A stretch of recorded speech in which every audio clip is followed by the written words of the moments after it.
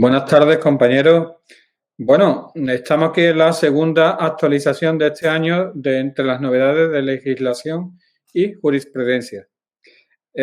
Pretendo ocupar una hora que sea más o menos amena. Estamos a viernes de no feria, y bueno, tampoco se trata de aburriros y vamos a intentar hacerlo menos. Vamos a abordar lo que es legislación. Vamos a abordar también, porque además hay novedades muy interesantes, y vamos a hacer después un supuesto práctico que creo que es interesante para saber cómo utilizar los recursos de la página web del colegio, que todavía veo que hay miembros y compañeros de que no saben usar las bases de datos. Entonces yo voy a poner un supuesto práctico, eso será después de ir pasando sobre la legislación, y vamos a entrar cómo recuperar documentos para su estudio, incluso la aplicación. Posteriormente vamos a comentar sentencias. Quedaros, no iros, porque las sentencias hoy van a ir casi todas, no todas, muy enfocadas a nuestra profesión. Y prometo de que va a ser muy interesante. Y ahí va a entrar varios vídeos comentarios de compañeros. Y finalmente, pues acabaré como la otra vez en algunas recomendaciones de tipo cultural, ya que es viernes, y creo que es bueno saber qué podemos hacer el fin de semana para entretenernos, ¿no? Así que vamos a comenzar con la primera legislación, que en principio vamos a abordar lo que es el Boletín Oficial del Estado. Bueno, como no podía ser de otra manera, sí os digo que la legislación que ha sido escogida entre el 15 de febrero y el 15 de abril. Pero como no podía ser de otra manera, acaba de publicarse el nuevo Estatuto General de la Abogacía Española. Entra en vigor, ahora lo diré también, el día 1 de julio, pero hay algunas novedades de consideración. Para empezar, hay unos principios rectores que bastante delimitados en el artículo del 1 al 3.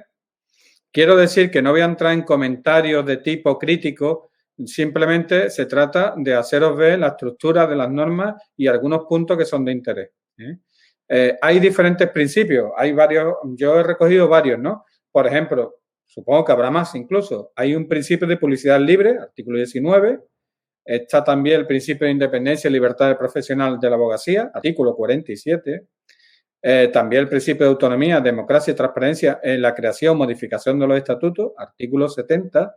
Principio de transparencia y responsabilidad del gobierno corporativo, artículos 74 y 77. Y también, por supuesto, principios generales de la responsabilidad disciplinaria, artículo 119 y siguiente. Los tenéis aquí. Después compartiré, cuando termine la sesión, compartiré este PowerPoint en modo PDF para que os sirva de guía. Continúo con el nuevo Estatuto General de la Abogacía. Hay preceptos referentes a lo que es colegiación. Yo lo he dejado marcado ahí. Aquellos que sean, porque esto está abierto, puede haber personas que estén interesadas en colegiarse. Bueno, pues estos son los artículos que están referentes a la colegiación, del artículo 7 al 13. Y hay diferentes formas. Por fin aquí se delimita bastante bien la forma del ejercicio de la abogacía.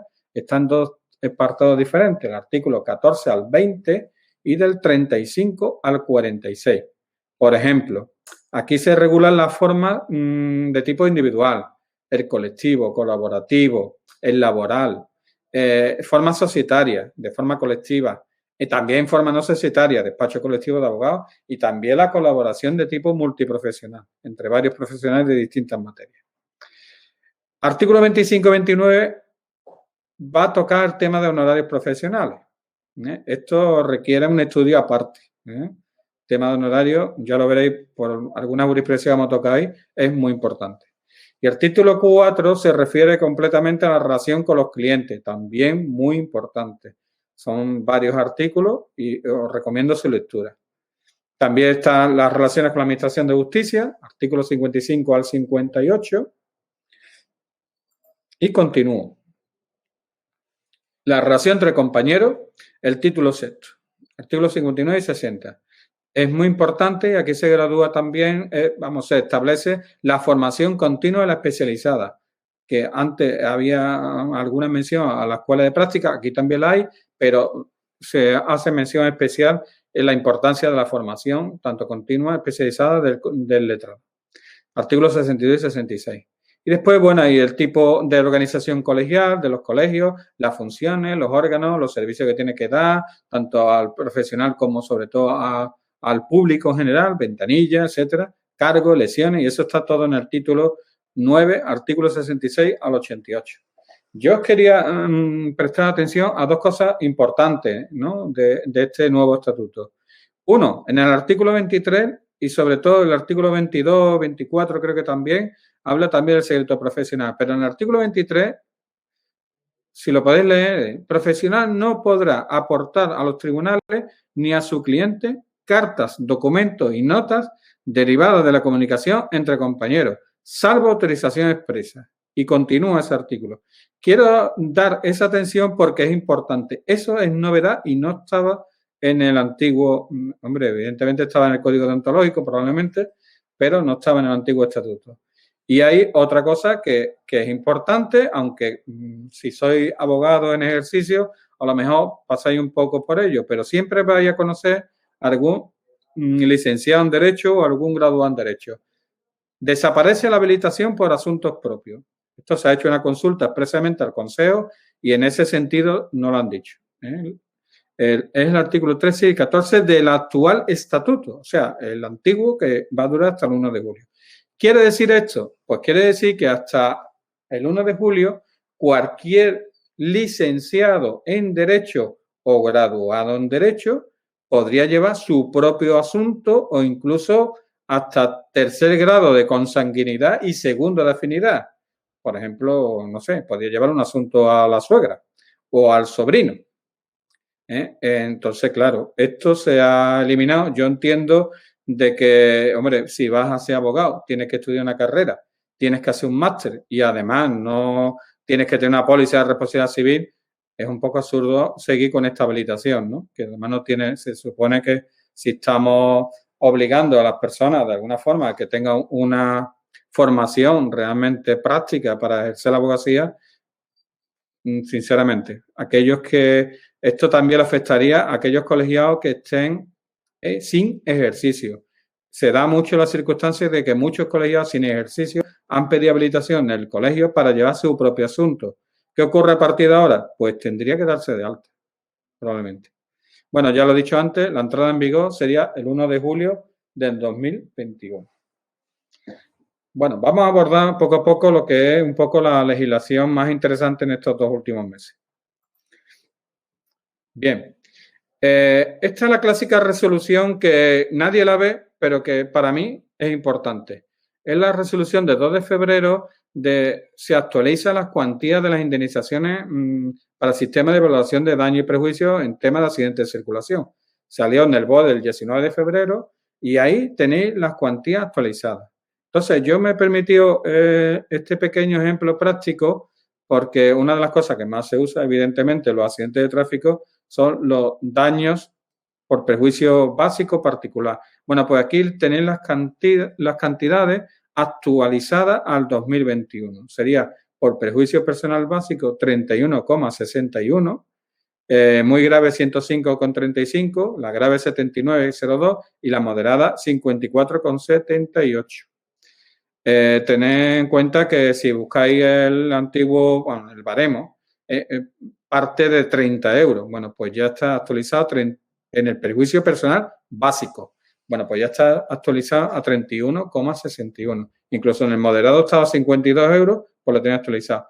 Me he permitido aquí mandaros un enlace a una página del Ministerio de Economía y Hacienda donde está la tabla. No está completa, pero la tabla que interesa realmente son 14, 15 páginas y no la de 800 páginas con todos los lucros cesantes. Y la verdad es que está bastante bien esa página para así, a simple vista, saber lo que le pudiera pertenecer a nuestro cliente en caso de ser lesionado. Vamos con otra. El Real Decreto Ley 5/2021 de 12 de marzo. Medida extraordinaria de apoyo a la solvencia empresarial en respuesta a la pandemia del COVID-19. Bien, esto salió el 13 de marzo. Ya sabéis que hay muchos reales decretos, leyes y muchos también con la respuesta al COVID.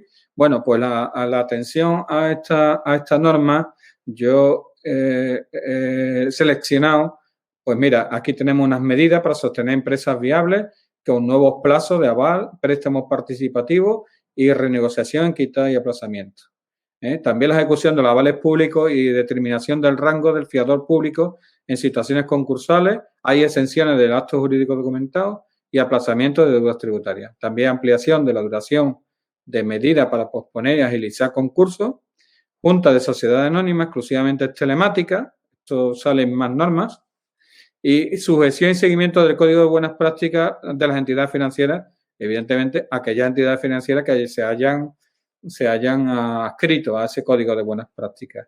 Creo recordar que en la norma también hay algunos descuentos de impuestos para este tipo de préstamos para ayuda al COVID-19. Vamos con otra. Bien, la Ley Orgánica de 3/2021, no exenta de polémica, regula la eutanasia. Ya salió publicada el 25 de marzo de 2021. Y bueno, ¿cuál es el objeto de esta ley orgánica? Bueno, pues regula el derecho que corresponde a toda persona que cumpla las condiciones exigidas a solicitar y recibir ayuda necesaria para morir, el procedimiento que ha de seguirse y las garantías que han de observarse. Determina los deberes del personal sanitario, su marco de actuación y las obligaciones de las administraciones e instituciones. La puede solicitar toda persona que cumpla el requisito que dispone la ley. Debe ser una decisión autónoma basada en el previo conocimiento sobre el proceso médico, del que le habrá informado adecuadamente el equipo sanitario responsable. Bueno, este es el objeto de la ley. Sigo. Y hay algunas cosas interesantes que debéis saber de esta ley si os interesa. Los requisitos para recibir la prestación están en el artículo 5 y después hay unos requisitos que es para la prestación de la ayuda a morir, que está en el artículo 6 o denegación, artículo 6 y 7, el procedimiento está del 8 al 12, se modifica el Código Penal, disposición final 1, cuarta, y entra en vigor el 25 de junio del 2021, salvo el artículo 17, que es un tema de comisión de garantía y evaluación. Vamos con otra norma. La Ley 1/2021 de medidas urgentes en materia de protección y asistencia a las víctimas de violencia de género. Bueno, es una ley que se trata más de prestación, ¿no? Más que de modificación de temas penales, ¿no? Entonces, se declara esencial, conforme a la normativa COVID, la prestación de los servicios a las víctimas de violencia de género. Ahí se incluye información, asesoramiento jurídico, asistencia social, medidas de seguimiento, etcétera. Después están las medidas urgentes para favorecer la ejecución de los fondos del Pacto de Estado. Se incluye igualmente atención integral a las víctimas contratadas con fines de explotación sexual. Y la Administración tendrá que garantizar esta protección, atención e intervención integral a estas víctimas que se detecten durante el confinamiento. Vamos a continuar. Bien. Ley 2/2021, medida urgente de prevención, contención y coordinación para hacer frente a la crisis sanitaria ocasionada por el COVID-19. Bueno, esta es una ley que el título parece que es la misma que la anterior, pero establece otras cuestiones. Aquí se establece medidas para centros de trabajo, transporte, hoteles, restauración, centros comerciales, espectáculos, deportes y también medidas preventivas de información obligatoria. Entonces, en esta ley yo he prestado atención a dos cositas. Una, las juntas telemáticas. Hay una posibilidad que, aunque los estatutos no lo prevean, durante el periodo de alarma y una vez finalizado, y ojo con esto, lo he subrayado, hasta el 31 de diciembre de 2020, las sesiones de los órganos de gobierno y administraciones de asociaciones, sociedades civiles, mercantiles y consejos rectores de las sociedades cooperativas y patronales de fundaciones podrán celebrar por videoconferencia o por conferencia telemática, telefónica múltiple, siempre que todos los miembros de órganos dispongan de los medios necesarios. Está la disposición final cuarta. Y también hay una regulación nueva de los contratos con los consumidores en materia de viajes combinados. Se trata de que las agencias de viajes pudieran ofrecer algunos bonos y que fueran canjeables a aquellas personas que hayan contratado viajes y que no se haya podido realizar. Continuamos. Vamos con un Real Decreto que sinceramente me parece muy importante, pero no he logrado encontrar un compañero que me quiera hacer un video comentario sobre este tema, porque además es un tema nuevo y muy importante. Y es el Reglamento de Actuación y Funcionamiento del Sector Público por medios electrónicos. Está publicado en el BOE del 31 de marzo de este año. Y va a desarrollar las leyes 39 y 40 en todo lo referido a la actuación y funcionamiento electrónico del sector público. Y es importante porque ahora mismo todo indica y todo va destinado a que sea citas previas electrónicas, procedimientos electrónicos. Entonces aquí se regula temas muy importantes como las relaciones con los ciudadanos, procedimientos, el registro, comunicaciones y notificaciones. Eso está en el capítulo 3, artículos 37 y siguientes. Existe lo que se llama ahora carpeta ciudadana. Ellos le hablaban paje y esto de paje yo no sabía lo que era hasta que pude encontrar la norma. Y bueno, pues esto es el punto de acceso general electrónico, artículo 7, una novedad. También el DU y era Dirección Única de Notificaciones. Está regulado en el artículo 44 y más sitios. Yo he puesto aquí el ejemplo. También tenemos representación y registro de apoderamiento, artículo 32 y siguiente. Acceso al expediente electrónico, artículos 52 y 53. Archivo electrónico de documentos, 54 y 55. Y hay un anexo, como no podía ser de otra manera, porque hay muchas definiciones nuevas, e incluye un anexo muy interesante para saber estas definiciones. Recordad, Real Decreto 203, 2021, 30 de marzo, BOE 31 de marzo. Es conveniente darle una visual porque nos afecta la manera de trabajar en el procedimiento administrativo. Vamos con otra. Hay muchas leyes en estos 2 últimos meses, la verdad. Ley 3, 2021. Medidas complementarias en el ámbito laboral para paliar los efectos. Se trata de que cuando dure la vigencia y en este estado de alarma y si hay prórroga, de momento parece ser que no, los establecimientos y servicios sanitarios y los centros sociales no pueden tramitar ERTE. También la residencia de ancianos y personas dependientes, etc. Se reconoce la prestación contributiva para desempleo para todas las personas que estén afectadas por procedimientos de suspensión de contrato y reducción de jornada en causas previstas en el artículo 22 y 23 del Real Decreto Ley 8/2020. Y se interrumpe el cómputo de la duración máxima de los contratos temporales. Bueno, esto en cuanto a la Ley 3. Tenemos también la Ley 5, también reciente. Esta vez no he puesto el BOE, ahora mismo no lo recuerdo. Pero bueno, no creo que tengáis muchos problemas. Hay una reforma de la Ley 5/2021 y modifica el texto refundido de la Ley de Sociedad de Capital y otras normas financieras.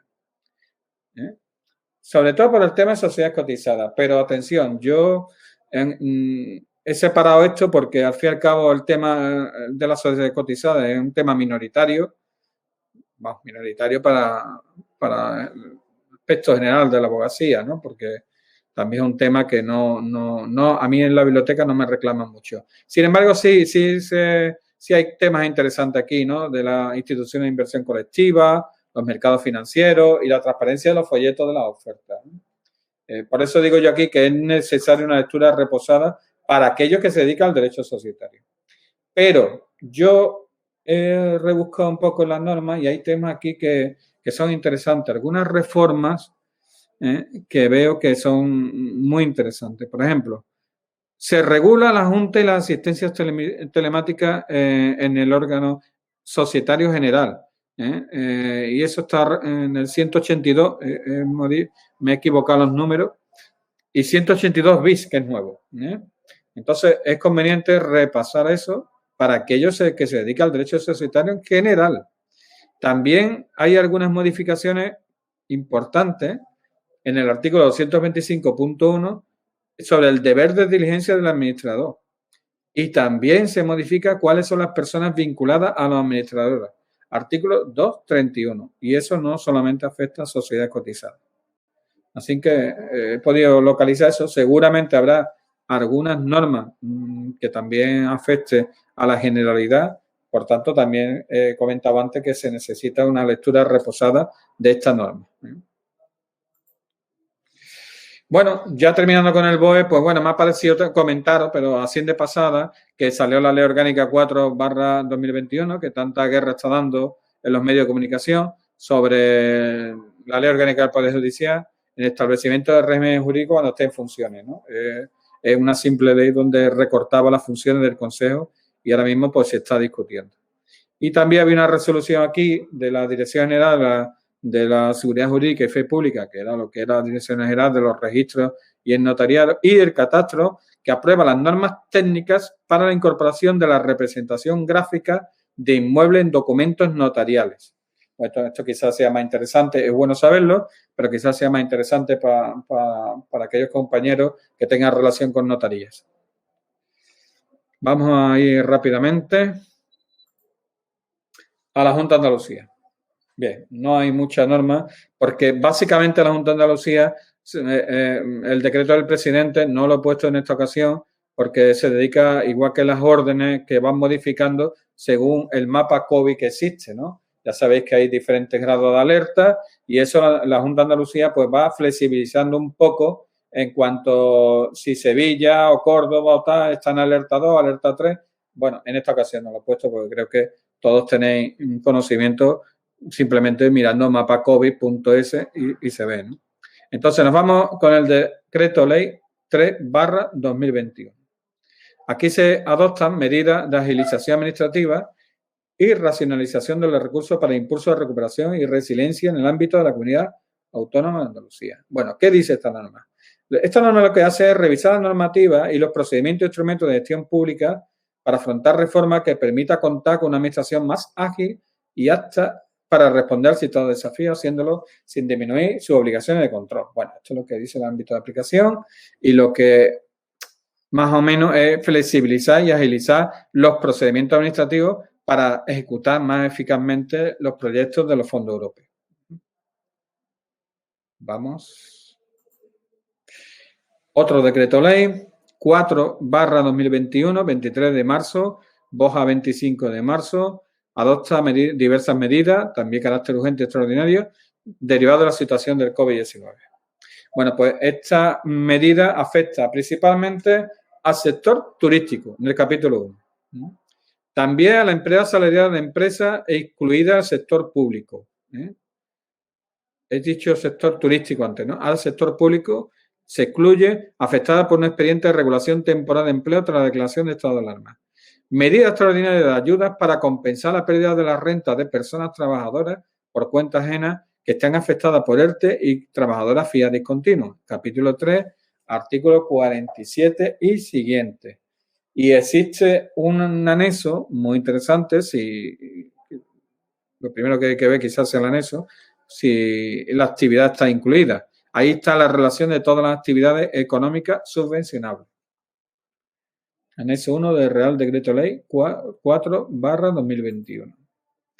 Bien, hay otro decreto ley, el 5/2021, que también son medidas urgentes para la situación ocasionada, pero en esta ocasión es para el sector de la agencia de viajes y temas de agrupaciones, federaciones, uniones, hermandades y cofradías y mantenimiento de los sectores de comercio minorista y hostelería.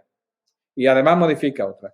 Aquí básicamente separo capítulo 1, artículo 1 al 24, va de medidas extraordinarias y urgentes para agencias de viajes, y el artículo 25 a 49, capítulo 2, para el resto de lo que hemos hablado antes, ¿no? De las agrupaciones, hermandades, cofradías, federaciones, uniones, etcétera. Y he puesto una nota que modifica el Real Decreto Ley en el artículo 6 entre los conceptos subvencionables y figura, esto es una cosa particularmente que yo he puesto. Tenéis que mirar, porque aquellos que se os dedicáis a temas fiscales, asesoramiento fiscal, laboral y o contable, pues bueno, hay un concepto subvencionable. Entonces, esta norma del Decreto Ley 5/2021 quizá pueda ser interesante comentarle a nuestros clientes de que tu asesoramiento fiscal o laboral puede ser subvencionable. Miradlo porque creo que merece la pena. Bien. Algunas otras normativas. interesante. Bueno, pues he puesto dos de la provincia. Una, para aquellos que se dedican al servicio de transporte público, pues que sepan que el boletín oficial de la provincia del 23 de marzo del 2021 sacó la ordenanza del servicio de transporte público de personas en Sevilla, capital. Y también el 15 de abril, hace unos días, salió publicada la ordenanza municipal contra contaminación acústica, ruido y vibraciones. Bueno, esto es una ordenanza que da mucha guerra, sobre todo para vecinos, ya sabemos las actividades molestas que hay, ¿no? Y los bares, en fin. También modifica ese boletín como introducción previa a la ordenanza municipal, modifica el régimen especial de veladores. Supongo que es para facilitar debido a la situación de pandemia. Así que yo creo que esta norma, aquellos que estén asesorando a bares, restaurantes, pues es interesante que lo veáis. Bueno, vamos a avanzar un poco. Y bien, ahora viene un tema muy interesante. Perdona un momento porque tengo que entrar en la web del colegial.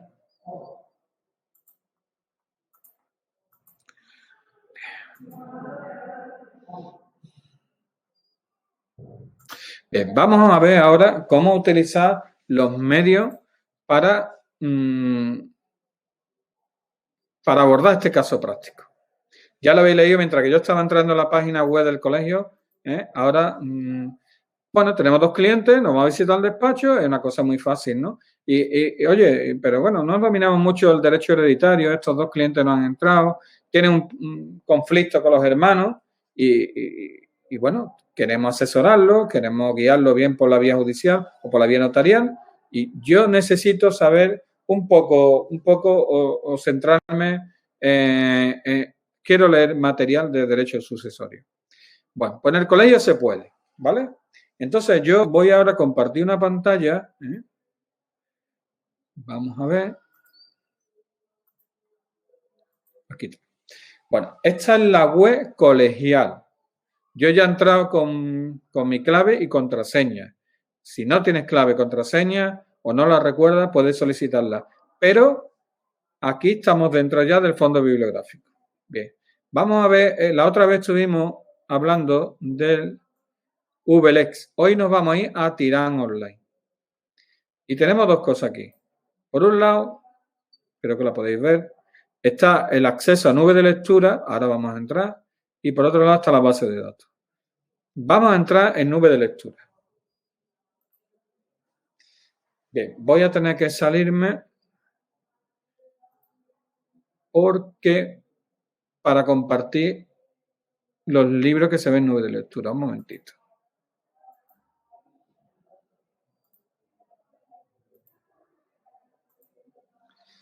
Bien. Pues nada, aquí tenemos los libros. Hay 6.237 libros. Bueno, yo quiero saber algo genérico de sucesiones. Bueno, pues simplemente podéis escribir aquí sucesión. Vamos a buscar. Y bueno, sucesiones internacionales, no me interesa mucho. Vamos allá. Este sí es un libro de sucesiones, pero bueno, yo me voy a ir uno que conozco bien, que es muy práctico, que se llama GPS de Sucesiones 2016. Bueno, es un buen libro este. Ya lo tenemos aquí. ¿Cómo ver este libro? Bueno, pues este libro, aquí hay una pestaña que se pone leer libro. Hay que darle y se nos va a cargar la pantalla con el libro. Hombre, aquí se ve muy grande, pero también hay un botón para reducir todo lo que queráis. Y eso va a depender mucho de la pantalla que tengáis. Si estáis en un portátil, lo lógico es que sea página a página. Si tenéis una pantalla grande de 27 pulgadas o 23, una cosa así, podéis ver de dos en dos. No se puede bajar el libro, sí se puede leer. Yo sé que es un poco penoso, pero bueno, es lo que hay, ¿no? Y es lo que la línea que sigue. Bueno, tenemos este libro y tenemos aquí una tabla de contenido del libro. O sea, bueno, quería haceros guiar un poco y aquí podéis ver el libro. Podéis avanzar y va pasando página a página y podéis hacer incluso una búsqueda de cualquier materia, ¿no? No sé, ahora mismo no se me ocurre ninguna, pero bueno. Mira, por ejemplo, la asociación objeto y sujeto de la misma. Bueno, heredero y legatario, las diferencias. Mira qué tema más interesante. Bueno, pues aquí tenéis un texto que yo se ve muy pequeñito, lo sé, pero que vosotros en vuestro ordenador, insisto, podéis ampliar hasta donde queráis. Vale, y se puede leer. Hombre, a lo mejor lo que necesito es solamente ver la diferencia de heredero y legatario. Y avanzo y aquí lo tengo, los artículos, y me vais comentando, ¿no? Bueno, esto es en cuanto nube de lectura. Vamos a continuar ahora con, voy a compartir nuevamente donde estábamos antes, con el fondo bibliográfico. Estamos en el fondo bibliográfico del colegio, ya nos hemos logueado con nuestro usuario y contraseña y hoy vamos a probar lo que es Tirán Online. Antes hemos estado en nube de lectura y ahora vamos a acceder a la base de datos. Aquí está Tirán Online y entramos. Esperamos un poquito. Bueno, si os piden esto, la verdad es que no es necesario rellenarlo. Simplemente estamos dentro de la página web y ya podemos buscar. Bueno, vamos a hacer una búsqueda sobre división judicial herencia. Son las palabras claves para buscar. Buscamos. Esperando. Bien. El resultado lo vais a ver aquí. Tenemos 296 de legislación, que no vamos a entrar, porque además está aquí compendiado. Por ejemplo, aquí ya está el artículo de la solicitud de división judicial de herencia. Tenemos formularios que acabamos de entrar. Y en los formularios, bueno, pues ya tenéis aquí el primer formulario, digamos que sobre división judicial de herencia por coheredero o legatario de parte de alícuota, interesado en la intervención de los bienes. Pero si queremos algo más sencillo, bueno, aquí el tercero, solicitud de división judicial de la herencia. Vamos a pinchar sobre este. Cliqueamos.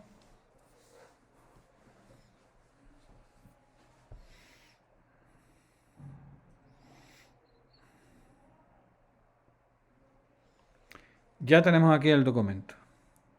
Al juzgado de primera instancia de lo que por turno corresponda. Algunos documentos son muy completos y bueno, simplemente lo tenéis como estructura y lo vais rellenando y ya está. ¿Cómo me bajo este formulario? Bueno, pues aquí tiene que haber una fórmula, aparte de copiar y pegar, tienes aquí la posibilidad de guardar el documento, guardar mi documento o incluso adjuntar documento en expediente o imprimirlo si lo queréis. Pero si lo queréis descargar en varios formatos, aquí hay un formato y descargar el documento texto en PDF por defecto, pero os recomiendo que pulséis Word, lo bajáis, lo descargáis y quedará en seguramente en la carpeta de descarga. Vamos ahora hacia atrás para ver dónde nos habíamos quedado en la búsqueda. Bien. Hemos dicho que hemos visto los formularios y tenemos también esquemas. Vamos a ver los esquemas. División Judicial de Herencia 2 y aquí abajo tenéis el primero. Los esquemas son muy interesantes porque es una visión rápida del tema, saber dónde estamos y hacia dónde vamos. Entonces aquí tenéis el esquema, según la pantalla se verá más grande o más pequeño. Recuerdo que se puede ampliar, es un PDF. Se puede ampliar hasta los límites que deje el sistema, pero vamos que se puede ver. Pero además se lo podéis descargar. Como dije antes, aquí sí únicamente descargarlo en esta vez en escritorio, documento PDF y lo podéis más tranquilamente guardarlo, por ejemplo, en la carpeta donde tengáis ese asunto, etcétera. Vamos a mirar, vámonos otra vez hacia los resultados.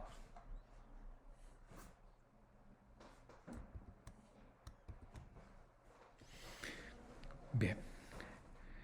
Tenemos doctrina, hemos visto formularios y tenemos doctrina. Además de nube de lectura, aquí hay bastante doctrina. Aquí sí están textos.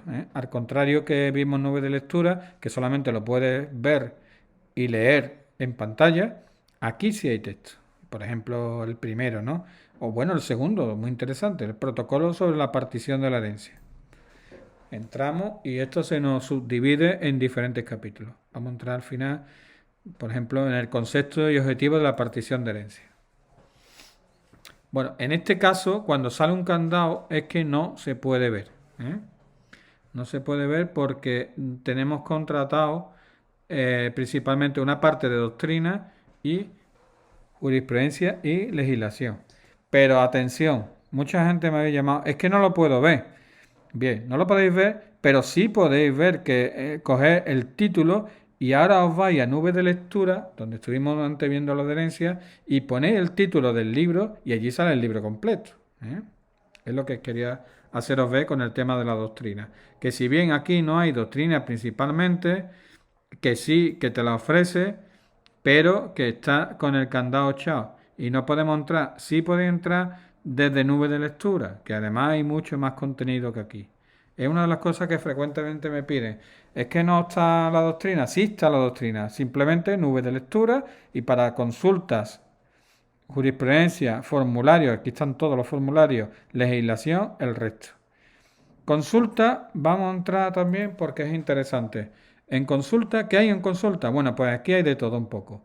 Aquí o bien lo emite y aquí hay quien abrimos la pestaña y son consultas que se hace por otros profesionales a la editorial Tirán Loblan y contestan ellos, o bien la Dirección General de Tributos, que siempre es muy interesante saber lo que dicen sobre el tema de tributos, de impuestos sobre sucesiones o cualquier otro tributo que afecte a la herencia. Bueno, aquí una visión rápida, ya veis que hay varias preguntas. Estimados compañeros, voy a solicitar una división judicial de herencia, el cliente me trae un documento, vamos a entrar en esta. Aquí está la pregunta, aquí está el texto de la pregunta y aquí está la respuesta. En este caso la respuesta es pequeña, pero bueno, no tiene por qué que sea un documento largo, ¿no? Ni mucho menos, ¿no? Quiero decir con esto básicamente que hay muchas consultas, que algunas son muy interesantes, otras son muy básicas y otras son muy complejas. Por último, deciros en cuanto a la jurisprudencia, hay 20.257 sentencias. A veces me preguntáis que si aquí están todas las sentencias. Bueno, lo que estaba acordado con Tirán era efectivamente que estaban todas las sentencias, al menos todas las del Tribunal Supremo. Y muchísimas de todo el fondo de Tirán de jurisprudencia está aquí. Otra cosa es que acierte o que venga tu tema. Y, en fin, bueno, hemos puesto un tema genérico donde salen muchísimas cosas. Pero si, oye, es que yo no me voy a leer 20.000 sentencias. Claro que no. Pero bueno, si dice, oye, pues yo quiero saber lo que hay del año 2021, que estamos en el año este, y quiero también que sea de origen bueno, del Tribunal Supremo, ¿no? En vez de mirarme todos los tribunales superiores, ¿no? Y además también quiero que sea no lo sé, que sea una selección, ¿no? Para no leerme tanta, o no, simplemente le damos aquí a buscar y ya tenemos todas las sentencias del año 2021. Aquí tenemos una, por ejemplo, muy reciente. Es un tema de división judicial de la herencia. Aquí tenemos la segunda, tema de casación. Esto es un tema de división judicial de herencia en oposición al cuaderno particional seguido por razón de la materia. Bueno, aquí tenéis, ni os cuento, es cuestión de practicar un poco. Quería haceros ver cómo es el funcionamiento de esto. Incluso aquí las materias, fijaros que la da en colores. En el tema de división judicial de herencia del año 2021, pues la tenéis en verde, prácticamente casi todas, pero también tenéis contencioso, incluso alguna penal, ¿no? Bueno, pues con esto pasamos ahora al comienzo de la búsqueda, que es aquí. De aquí podéis poner lo que os parezca de cualquier otra materia, ¿no? De desahucio por precario, ¿no? Y bueno, como he dicho antes, hay muchísimas. documentación. No voy a entrar esta vez, ya lo he hecho antes. Legislación, formularios, jurisprudencia, doctrina, consultas. Incluso aquí podéis pinchar, ver los resultados. Bueno, y con esto vamos a pasar ya directamente a lo que es los comentarios de los compañeros y ver algunas sentencias que hemos seleccionado. Y vamos a seguir con un poquito más adelante. Nos vamos a meter ahora en jurisprudencia y aquí sí hay compañeros que tienen varios videocomentarios, ¿no? Vamos a continuar. Bien, en primer lugar vamos a colocar una sentencia de tipo laboral que Álvaro del Castillo me pasó, es muy interesante, viene derivada aquí de la sala del TSJ de Sevilla y es la sentencia del Tribunal Supremo recurso de unificación de doctrina 2839 de fecha 12 de febrero de este año. Todas son muy recientes. Aquí se habla de determinación del convenio colectivo aplicable a efectos de fijarse la garantía, el salario regulador cuando hay consecuencias derivadas de la declaración de nulidad del despido. Entonces, vamos a pasar con el compañero que es Álvaro del Castillo, es buen compañero, se dedica a lo laboral y es uno de los expertos laboralistas del bufete Andersen.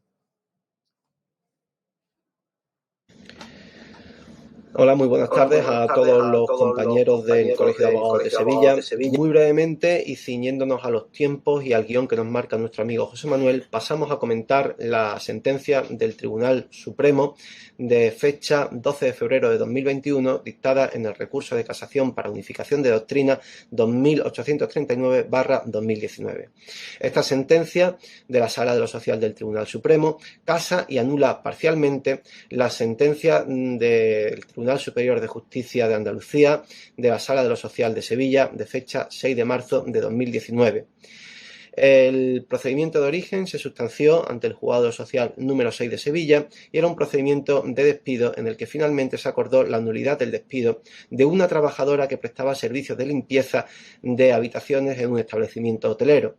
Esta trabajadora era empleada por una tercera empresa con la cual este establecimiento hotelero tenía externalizado y en definitiva subcontratado parte de su ciclo productivo propio, como es el de la limpieza de habitaciones.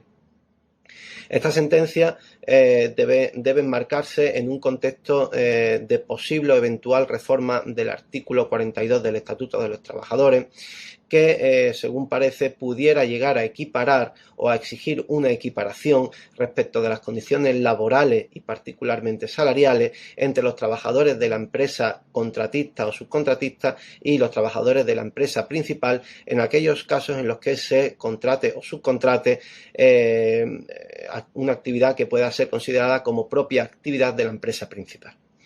Además, esta sentencia afecta a un colectivo muy determinado como es el colectivo de las camareras de piso, respecto de las que se viene enunciando determinadas prácticas que podían refutarse constitutivas de una situación de dumping social y que pasaría por, en virtud de esta externalización lícita a priori de parte del ciclo productivo propio de la hostelería, pero en definitiva aplicar un convenio colectivo como pudiera ser el de limpieza que contempla condiciones salariales inferiores a las del convenio colectivo de hostelería.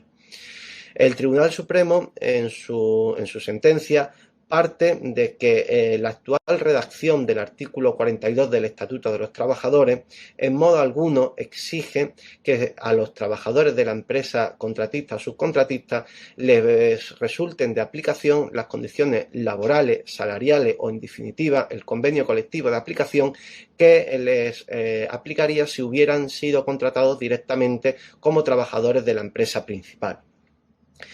En su sentencia del Tribunal Superior de Justicia de Andalucía, por contra, sostenía que tratándose la limpieza de habitaciones de una actividad nuclear del establecimiento hotelero, le debía resultar, por tanto, de aplicación el convenio colectivo de hostelería.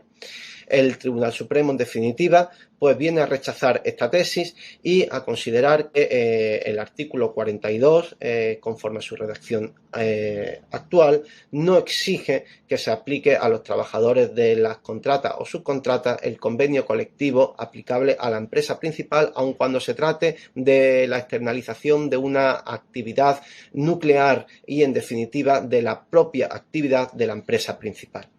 Es necesario destacar el voto particular que contiene esta sentencia, en virtud del cual se considera que al afectar a un colectivo conformado fundamentalmente por mujeres, se estaría generando una situación de desigualdad y esta resolución debería abordarse desde el punto de vista y de la perspectiva de género.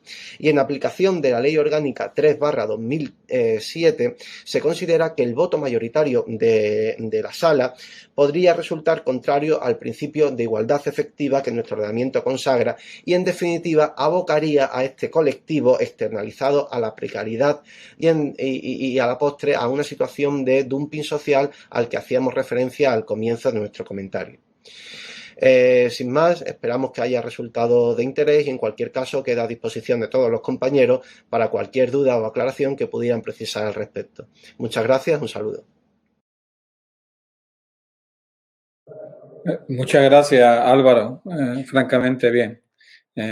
Bueno, vamos a continuar. Yo quiero pedir perdón porque creo que no se ha visto bien antes el supuesto práctico, pero bueno, si hay que reformar algo se hará porque probablemente se suba esta sesión al YouTube y esté unos días hasta que quede un poco desactualizada, ¿no? Porque se trata de actualizarnos. Bien, vamos a seguir con otra sentencia. Prometo de que va a haber varias sentencias que afectan realmente al interés de la abogacía, ¿eh? Pero primero voy a pasar a esta. Tenemos una sentencia que es del 15 de marzo que a mí me gustó mucho, la verdad, y la voy a incluir porque es un tema muy singular y muy interesante. La ponente, señora Parra Lucán, que la vamos a tener además en otra, y es la sentencia, como he dicho, 15 de marzo, la 142/2021. Y bueno, ¿qué ocurre aquí? Aquí va sobre una impugnación de la aceptación de la herencia. Y se habla sobre el error en el consentimiento. Un sobrino descubre que hay una obligación de un importe superior a los bienes de la herencia. El reconocimiento de la causante, en documentos privados, en deuda a favor de unos sobrinos políticos. Y ahora paso a comentar un poco cómo ha ido esto. Bien. Pues como he dicho antes, el sobrino heredó de su tía, pero no tuvo conocimiento del pago de un resarcimiento que la causante dictó antes de fallecer. La causante dijo: el derecho a ser resarcido por la pérdida del pleno dominio sobre dicha finca que se hubiera consolidado a mi fallecimiento de no haberla yo vendido. Bueno, ese derecho es a otros sobrinos, no al que pleitea, a otros sobrinos. Bueno, pues el derecho a ser resarcido. Bueno, pues este derecho se calculó nada más y nada menos que en 902.709,10 euros. Claro, el sobrino pues puso una demanda y basó su demanda en la nulidad de la aceptación de la herencia por error en el consentimiento, artículo 997, y el régimen general de la nulidad por error, 1265. Explicó que como consecuencia de la aceptación se había convertido en deudor y que no sabía, ¿no? Una cantidad que además superaba el doble del valor de la herencia y que no podía ni siquiera imaginar la existencia de la deuda ni la magnitud que ésta tenía. De hecho, dice que no conoció el valor de la finca vendida por la causante. Bueno, ¿cómo resolvió el tribunal esto? Bueno, el tribunal resolvió en varios sentidos. A mí, de momento, os digo uno, que sobre el error. Sobre el error dice que este error que llevó el sobrino demandante a realizar los actos de lo que resulta su aceptación de la herencia debe ser calificado de determinante, esencial y además excusable. Pues no se puede apreciarse a la vista de las circunstancias que pudiera ser salvado con una diligencia normal. Pero esta sentencia, que es favorable al sobrino que aceptó la herencia y por tanto se determina su nulidad, habla de varias cosas más. Entonces yo creo que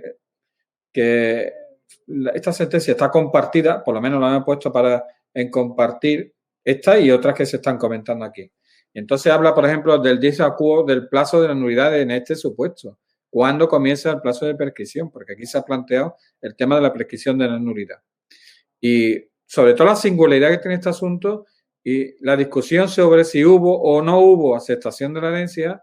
Y yo creo que también los efectos de esta sentencia que puede ser muy interesante, ya que había pleitos por medio. Bueno. Pasamos a otra muy, muy interesante y muy comentada aquí en el colegio en el último tiempo. De hecho, el señor decano me la pasó y vimos la posibilidad, se ha puesto en el boletín de legislación, pero ahora vamos a hacer un vídeo comentario de nuestro compañero. Un auto muy reciente del Supremo, 29 de enero, contencioso administrativo, y es el procedimiento especial de jura de cuentas. Nos van a aplicar la caducidad de la instancia, que dependerá si es 1 año o 2 años. Cuidado con este asunto porque la jura de cuentas es el procedimiento especial que tenemos abogados y procuradores para el cobro de nuestros honorarios.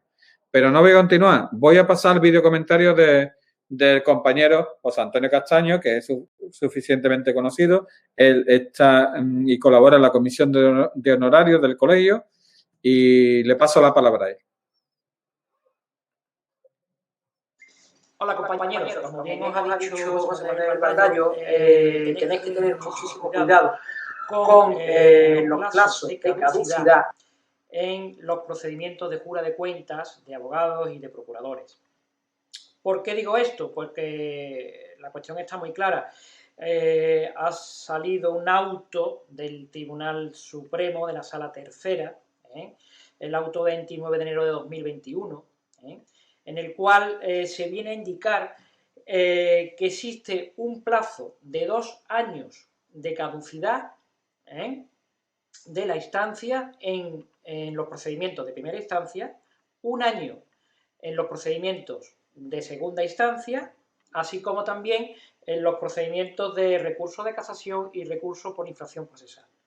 Esto es importante, es decir, que tenemos que estar pendientes de estos plazos, Por lo cual, simplemente os digo que tengáis presente, tendráis cuidado con esto que os estoy comentando, pero claro, me podéis preguntar, oye, ¿y si ha pasado esos 2 años, puedo reclamar mis honorarios? Evidentemente que sí, evidentemente que sí. Lo que pasa es que no podría realizarlo a través del trámite de la jura del procedimiento, trámite procedimental de la jura de cuentas, pero sí del procedimiento declarativo.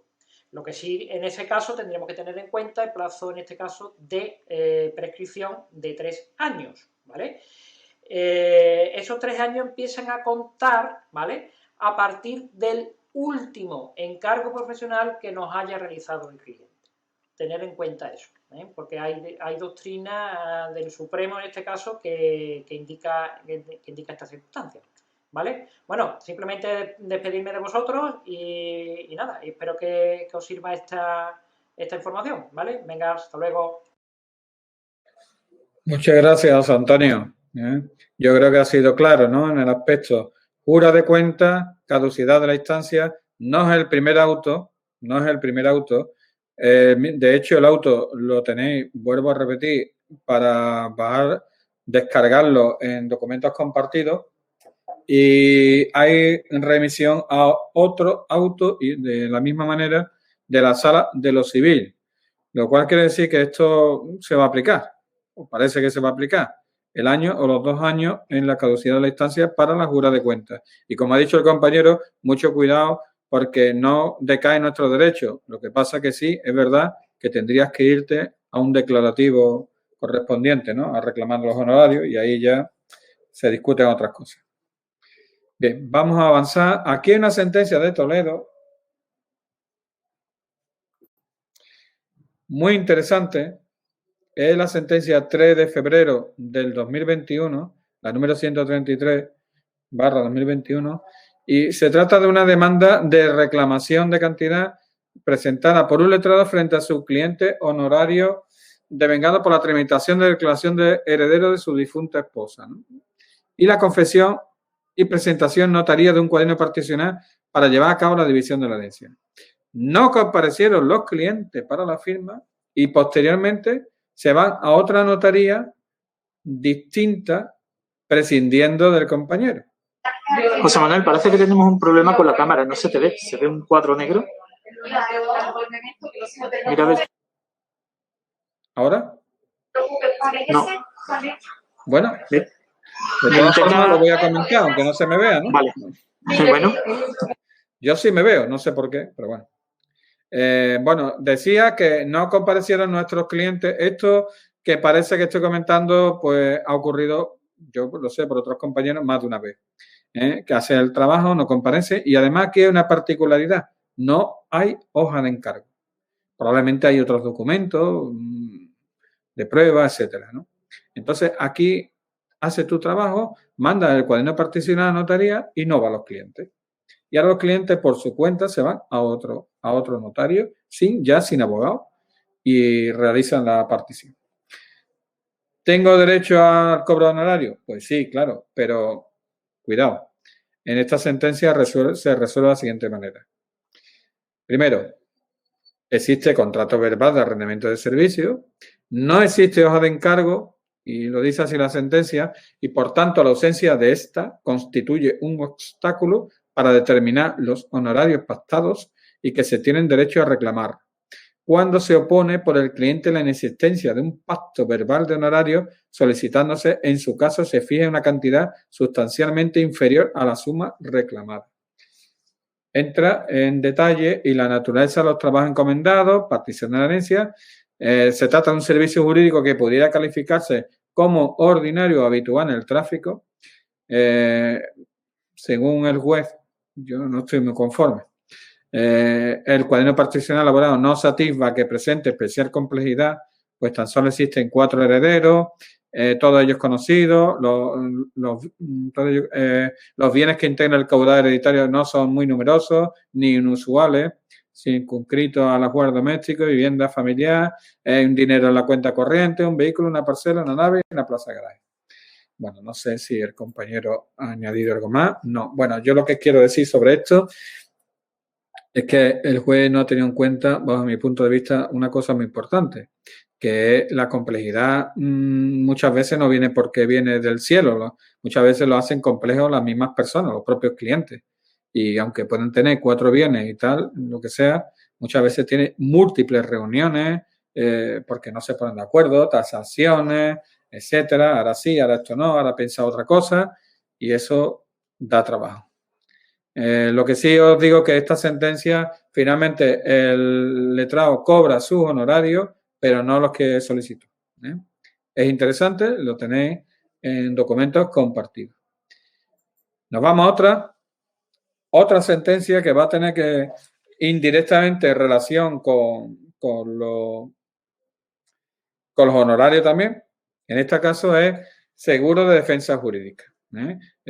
Hace poco un compañero me dijo, hombre, ya el Supremo ha quitado el límite de los 600 euros en algunas compañías aseguradoras y tal. Bueno, esto hay que verlo hay que leerse la sentencia, ¿vale? Porque tiene un tema especial esta sentencia y por tanto el videocomentario de nuestro compañero José Luis García González, que colabora frecuentemente con el colegio, y es un auténtico experto en materia de seguros. Así que paso el vídeo para que nuestro compañero José Luis García nos comente algo sobre esta sentencia. Estimados compañeros, voy a intentar dar respuesta a la petición que me hacen desde nuestro querido colegio para que haga un rápido resumen sobre el contenido de la sentencia número 101/2021 de 24 de febrero dictada por la Sala Primera del Tribunal Supremo.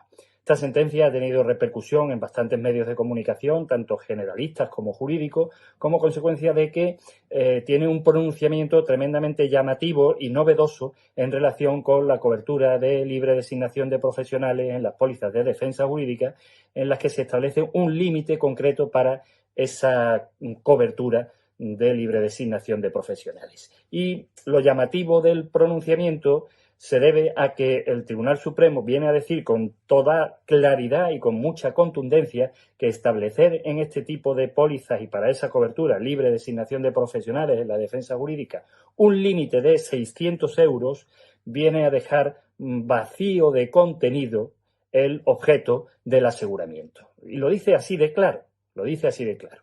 La verdad es que la sentencia inicialmente comienza diciendo, como no puede ser de otra forma, que establecer un límite cuantitativo para la contratación de un riesgo en el marco de una póliza de seguro es algo completamente lógico y además razonable, por supuesto, porque el seguro se basa en el pago de una prima para la contratación de una prestación que puede perfectamente cuantificarse. De manera que el establecimiento de un límite cuantitativo es lícito.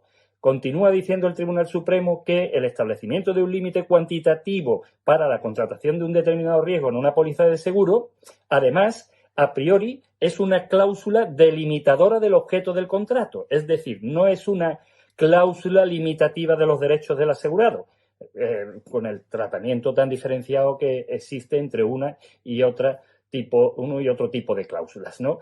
Pero, a continuación, en el caso concreto que analiza el Tribunal Supremo, recordemos, póliza en la que se establece un límite para la cobertura de libre designación de profesionales en la defensa jurídica de 600 euros, en ese caso concreto lo que viene a decir el Tribunal Supremo es que una garantía, o mejor dicho, una cláusula que en principio es lícita y es delimitadora del objeto del contrato, puede transformarse en una cláusula lesiva para el asegurado, limitativa de sus derechos, cuando a través del establecimiento de ese límite no se da respuesta coherente y proporcional a la cobertura que se pretende contratar. Y esto es lo que dice el Tribunal Supremo en este caso, referido en concreto a los 600 euros. Y lo dice además con un razonamiento que a mí me parece contundente, porque lo que dice el Tribunal Supremo es que, mire usted, los propios baremos profesionales a los que se remite la póliza para decir cuáles serían las partidas y los importes que los profesionales designados podrían girarle a usted para que usted no lo repercuta a la aseguradora, ponen de manifiesto que 600 euros, pues prácticamente no da para nada. Esto es lo que dice la sentencia del Tribunal Supremo, ahí queda dicho, y bueno, pues de ahí que sea, como digo, un pronunciamiento bastante llamativo. Claro, a partir de ahí y de la construcción de que de una parte el límite resulta insuficiente, la cláusula es limitativa de los derechos y lesiva, pues determina el Tribunal Supremo su no aplicación y falla a favor del demandante en este caso y en contra de la aseguradora, concediendo, por supuesto, la posibilidad del cobro de una cantidad muy superior, de algo más de 20.000 euros, a esos 600 que estaban establecidos en la póliza. El razonamiento del Tribunal Supremo es que ofreciendo la garantía de libre designación, se está dando apariencia al asegurado de que se le da esa cobertura, pero a través de la limitación a ese importe, y por esos razonamientos que he dicho, lo que hace en realidad es vaciarse de contenido la cobertura. Este es el razonamiento. Ocurre, sin embargo, esto hay que verlo un poco más despacio, ocurre, sin embargo, que en este caso el Tribunal Supremo ha evaluado o ha analizado, mejor dicho, una póliza que tiene dos características principales. La primera, que se trata de una póliza que ya de por sí tiene una incorrecta redacción, y lo dice la sentencia. Tiene una incorrecta redacción porque la póliza no separa, no tiene en contrato aparte ni en capítulo aparte la cobertura de defensa jurídica y ni siquiera en el apartado correspondiente a la prima se indica cuál es la prima correspondiente a la defensa jurídica. Y esto va contra el artículo 76C de la Ley del Contrato de Seguro. Y esto es importante, en mi opinión, en relación con la decisión que luego adopta el Tribunal Supremo.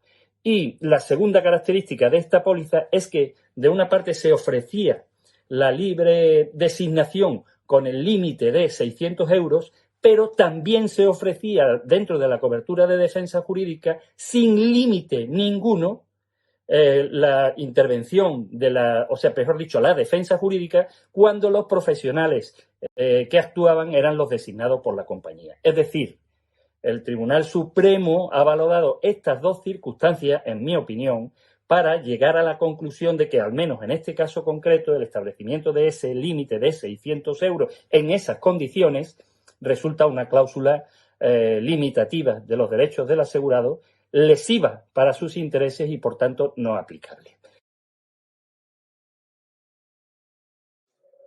Muchas gracias al compañero José Luis. por tan magnífico vídeo comentario. Vamos a avanzar, ya queda poco. Y bueno, la parte jurídica ya hemos llegado, yo creo que nos hemos puesto al día. Y como estamos a viernes, pues vamos a hacer un par de recomendaciones culturales. Una de ellas es una exposición de Fernando Clemente que está desde el día, vamos a ver, desde el 8 de abril y terminará el 13 de junio. Está en la sala Atín Aya, en la calle Arguijo 4, y bueno, Arguijo 4 está al lado de la calle La Araña. Es un tema muy interesante porque es un tema de arte. Ahora vamos a pasar un vídeo de Radio Televisión Española y además se da la circunstancia de que, bueno, quizás no esté bien que lo diga, pero lo voy a decir, que Fernando Clemente es el marido de una magistrada, Eva Medina, que además colabora constantemente con el colegio.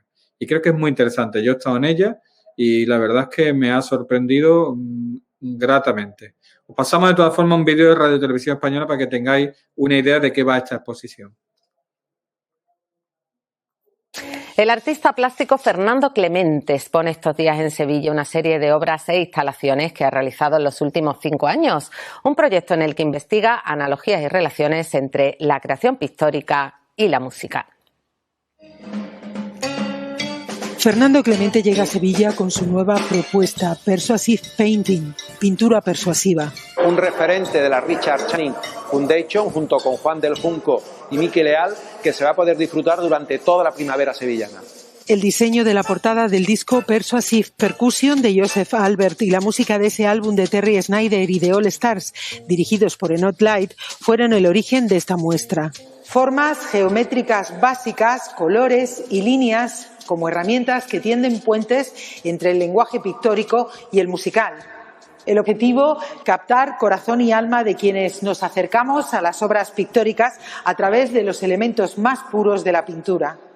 Como Enoch Light utilizaba los estándares de jazz como un elemento neutro, pues de la misma forma que yo utilizo los triángulos o los cuadrados o los círculos como elemento neutro donde puedo hablar de pintura.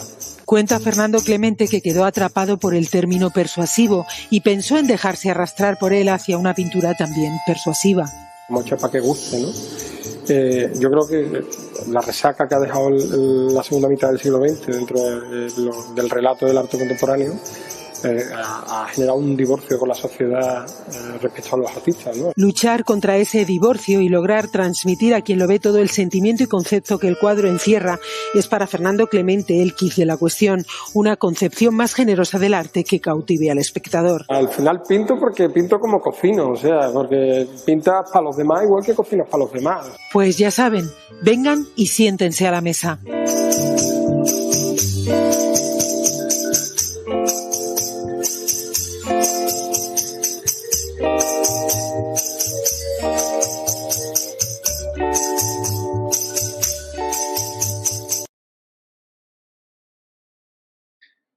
Bueno, de verdad que es realmente interesante la exposición de Fernando Clemente.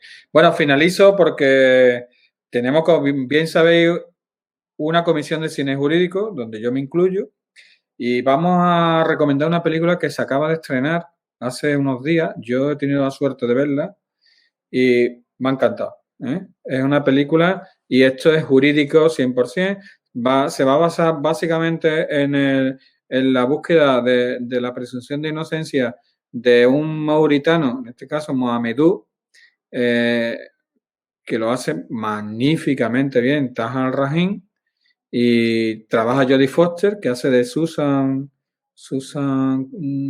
a ver cómo se llama, Hollander. Susan Hollander, Nancy Hollander es una activista, abogada americana en defensa de los derechos humanos. Esto es un asunto que entra a través de pro bono. Es interesante que veáis la película y bueno, hay un papel tremendo por primera vez.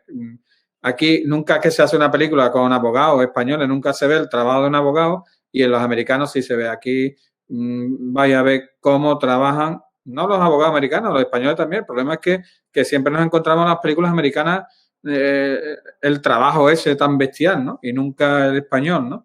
Entonces, bueno, es una película de Kevin McDonald. Kevin McDonald ha hecho otras películas, muchos documentales, Por ejemplo, Marley, otra que tenía también de Mick Jagger, de Marley también, y una magnífica película que también la recomiendo que se llama El último rey de Escocia. Bueno, con esto vamos a pasar al tráiler, creo que os va a interesar. Y atención también al papel del fiscal de Benedict Cumberbatch, que es el que trabaja en Sherlock también, lo vais a reconocer. Y creo que podéis disfrutar con esta película, la tenéis en la plataforma Filmin. Y si queréis saber algo más de esta mujer, hay una entrevista, ahí he puesto el enlace, en la revista Marie Claire.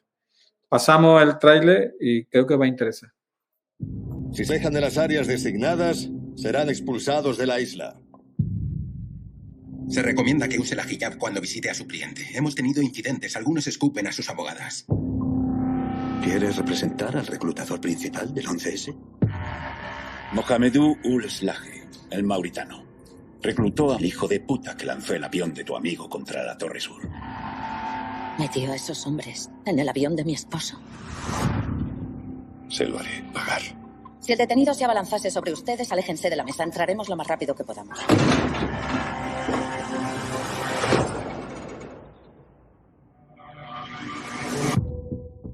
Soy Nancy Hollander, ella es mi asociada y deseamos representarlo. Buscamos la pena de muerte, pero si nos dejamos algo, ese tío se va a casa. Hagámoslo. Llame a este número. Pida hablar con mi madre. Dígale, yo qué sé, algo bonito. El gobierno de Estados Unidos retiene a más de 700 prisioneros en Guantánamo. ¿Desde cuándo encerramos a la gente sin un juicio en este país? Son muchísimos expedientes. El gobierno no nos mostrará las pruebas que tiene contra ti. Todo está censurado. Si tiene problemas, dígaselo al gobierno. Todo el tiempo que llevo aquí me han dicho eres culpable. No por algo que yo haya hecho, sino por sospechas y asociaciones. Soy inocente. Ha sido interrogado. Ha estado detenido contra su voluntad durante 6 años sin que se le presente un solo cargo. ¿No le molesta trabajar para alguien así? No solo lo defiendo a él, defiendo el Estado de Derecho. No ha visto lo que he visto yo. De donde yo soy, sabemos que no debemos confiar en la policía. Nunca creí que los Estados Unidos de América usarían el miedo y el terror para controlarme. Un par de noches sin dormir, eso es todo.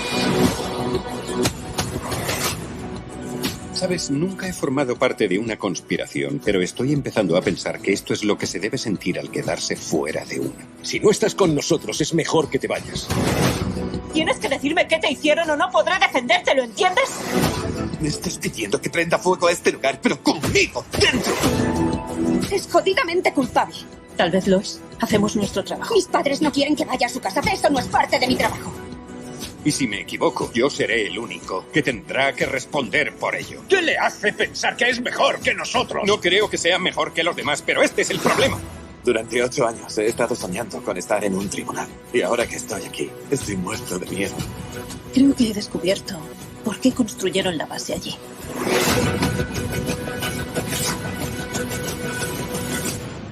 Mi cliente no es sospechoso. Es un testigo. Señor Slahi, por favor, levante la mano derecha y repita después de mí.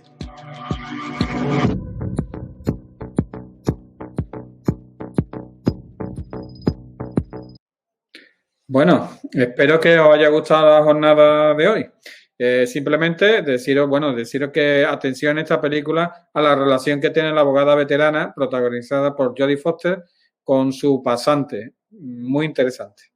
Y bueno, nada más, ¿no? Desearos un buen fin de semana y a descansar que toca ya.